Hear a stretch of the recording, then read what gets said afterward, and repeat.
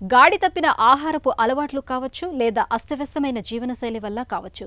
ఇవాళ మనలో చాలా మందికి పొట్టలో గ్యాస్ట్రిక్ బాధలు పెరుగుతున్నాయి. గ్యాస్ట్రిక్ బాధల మూలంగా తిన్న వెంటనే అజీర్తి, కడుపు ఉబ్బరం, పులి తేనుపులు, ఎడతెగని ఆపాన వాయువులతో ఒకటే అసౌకర్యంగా ఉంటుంది. నలుగురికి చెప్పుకోలేని బాధలు కావడంతో చాలా మంది గ్యాస్ట్రిక్ బాధల మూలంగా ఉక్కిరిబిక్కిరి అయిపోతూ ఉంటారు. అయితే ఇలాంటప్పుడు నిత్యం కొన్ని ప్రత్యేకమైన యోగాసనాల్ని సాధన చేయటం ద్వారా మంచి ఫలితం ఉంటుంది. గ్యాస్ట్రిక్ బాధల్ని తగ్గించే యోగాసనాలు, వాటి సాధనలో మెలకువల గురించి ఇప్పుడు చూద్దాం.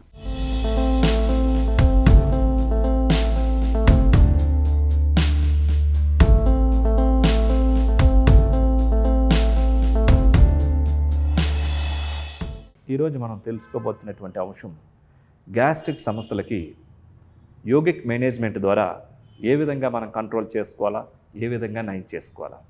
ఈ మధ్యకాలంలో చూసినట్లయితే చాలామందికి ఈ గ్యాస్ట్రిక్ ప్రాబ్లమ్స్ అనేటటువంటివి ఎక్కువ మందిలో మనకి కనిపిస్తున్నాయి. దీనికి గల కారణం, ప్రధానమైన కారణం అన్నమయ కోశం దెబ్బతినడం, పాడవడం. దానికి గల కారణం సరైనటువంటి ఆహార విధానం తీసుకోకపోవడం, విరుద్ధ ఆహారం తీసుకోవడం, సమయం కాని సమయంలో ఆహారం తీసుకోవడం, బయట ఆహారం ఎక్కువగా సేవించడం, ధూమపానం, ఆల్కహాల్, మసాలా ఫుడ్స్ ఎక్కువ తీసుకోవడం, బయట ఆహారంలో వివిధమైనటువంటి ఆయిల్స్ వాడుతున్నటువంటి ఆహారాలు తీసుకోవడం, కడుపులో మంట, వికారంగా ఉండడం, ఏ ఆహారం తీసుకున్నా సరే పడకపోవడం, చాలా సెన్సిటివ్ అయిపోవడం, వీటికి తోడుగా స్ట్రెస్ఫుల్ లైఫ్, ఇవన్నీ కూడా డైజెషన్ సిస్టమ్ మీద చాలా ప్రభావం కలుగజేస్తూ ఉన్నాయి. జీవన పర్యంతం మన యొక్క జీర్ణక్రియ కొన్ని టన్నుల ఆహారాన్ని అది జీర్ణం చేయాలి. కాబట్టి ఉన్నది ఒకటే యంత్రం, కాబట్టి ఇది ఆరోగ్యంగా ఉంటేనే ఎటువంటి ఆహారాన్ని సరే జీర్ణం చేసి మరి శరీరంలో ఉన్న అన్ని భాగాలకి శక్తిని పంపించాలి. అంటే ముందు ఈ జీర్ణక్రియ బాగా పనిచేయాలి. మరి ఇలాంటి గ్యాస్ట్రిక్ సమస్యలు ఉన్నటువంటి వాళ్ళు ఏ విధమైనటువంటి ఆసనాలు వెయ్యాలి? ఇందులో ఇప్పుడు మనం తెలుసుకోబోతున్నాం సుప్త మత్యేంద్రాసనం మరియు పూషాణ ముద్ర. ఈ రెండు డైజెషన్ సిస్టమ్ మీద చాలా అద్భుతంగా పనిచేస్తాయి. అన్నిటికీ మెడిసిన్ ద్వారానే కాకుండా కొన్ని వ్యాయామాలు, కొన్ని ఆసనాల ద్వారా కూడా సంపూర్ణ సహజమైన ఆరోగ్యాన్ని పొందవచ్చు. అది యోగిక్ మేనేజ్మెంట్ చెప్తుంది. ఇప్పుడు మనం ఈ సుప్త మత్యేంద్రాసనం మరియు పూషాణ ముద్ర ఏ విధంగా చేయాలి అన్నది ఒక్కసారి మనం చేసి చూద్దాం. ముందుగా శవాసన భంగిమకి రావాలి. దండాసనం మీదుగా పాదాలు రెండు స్ట్రైట్గా ఉంచుకొని శవాసన భంగిమకి రావాలి. పాదాలు రెండు జతలో ఉంటాయి, అరచేతులు ఆకాశం వైపు చూస్తున్న విధంగా ఉంటాయి. ముందుగా ఎడమ కాలును ఫోల్డ్ చేసి కుడికాలు యొక్క మోకాల దగ్గర ఉంచాలి. ఇప్పుడు ఎడమ కాలు యొక్క పాదాన్ని కుడి మోకాలకి కుడి పక్కన ఉంచాలి. ఇప్పుడు కుడి చేత్తో ఎడమ కాలు యొక్క మోకాలను పట్టుకోవాలి. ఇప్పుడు కుడికాలను ఫోల్డ్ చేసి ఎడమ చేత్తో కుడికాలు యొక్క పాదాన్ని పట్టుకోవాలి. ఇప్పుడు హెడ్ని లెఫ్ట్ సైడ్ త్రిప్పి ఉంచాలి. ఇప్పుడు కుడి చేత్తో ఎడమ కాలు యొక్క మోకాలను ఎంత వీలైతే అంత కిందకు వంచే విధంగా చేయాలి. హెడ్ పూర్తిగా లెఫ్ట్ సైడ్ ఉంటుంది, స్పైన్ పూర్తిగా ట్విస్ట్ అయినట్టుగా ఉంటుంది. ఆసన స్థితిలో స్థిరంగా ఉండాలి.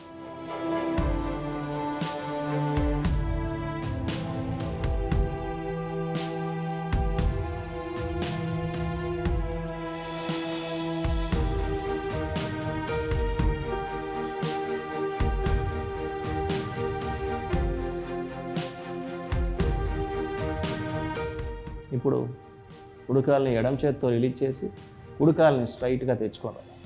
ఇప్పుడు కుడి చేతిని కూడా రిలీజ్ చేసి ఎడమ కాలుని కూడా కుడికాలు జతలో తీసుకొని రావాలి. ఇప్పుడు అదేవిధంగా కుడికాలతో చేస్తాం. కుడికాలను ఫోల్డ్ చేసి ఎడమకాలకి ఎడమ ప్రక్క ఉంచి కుడికాల యొక్క పాదాన్ని ఎడమ మోకాలకి ఎడమ పక్కన ఉంచాలి. ఇప్పుడు ఎడమ చేత్తో కుడికాల యొక్క మోకాలను పట్టుకోవాలి. ఇప్పుడు ఎడమ కాలను ఫోల్డ్ చేసి కుడి చేత్తో ఎడమ కాలు యొక్క పాదాన్ని పట్టుకోవాలి. ఇప్పుడు హెడ్ని రైట్ సైడ్ తిప్పి ఉంచాలి. ఇప్పుడు ఎడమ చేత్తో కుడికాల యొక్క మోకాలను ఎంత వీలైతే అంత కింద కానించి ఉంచాలి. ఆసన స్థితిలో స్థిరంగా ఉండాలి.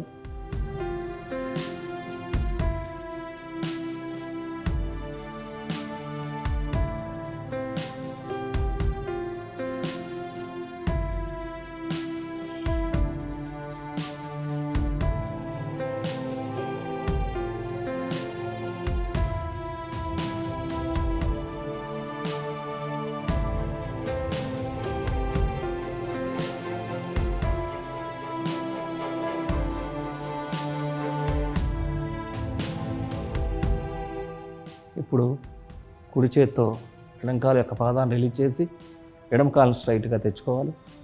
ఎడమ చేతిని కూడా రిలీజ్ చేసి కుడి కాలుని ఎడమ కాలు జతలోకి తీసుకొని రావాలి. ఇప్పుడు ప్రశాంతాసనలో కొద్ది సమయం విశ్రాంతి స్థితిలో ఉండాలి. ఇప్పుడు శవాసనం నుంచి బయటకు వచ్చి సుఖాసనానికి రావాలి.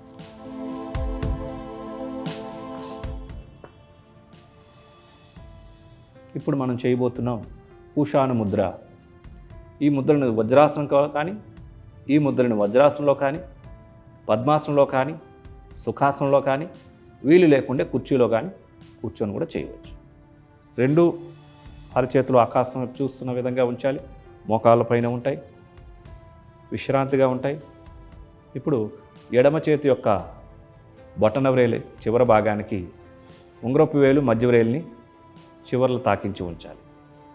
కుడి చేతి యొక్క బొటన వ్రేలు చివరి భాగానికి చిటికిన వ్రేలు ఉంగరపు వేలు చివర్ల భాగాన్ని తాకించి ఉంచాలి. వెన్ను నిటారుగా ఉంటుంది, షోల్డర్స్ రిలాక్స్గా ఉంటాయి. ఈ స్థితిలో కళ్ళు మూసుకొని ప్రాణిక్ బ్రీతింగ్ చేయాలి.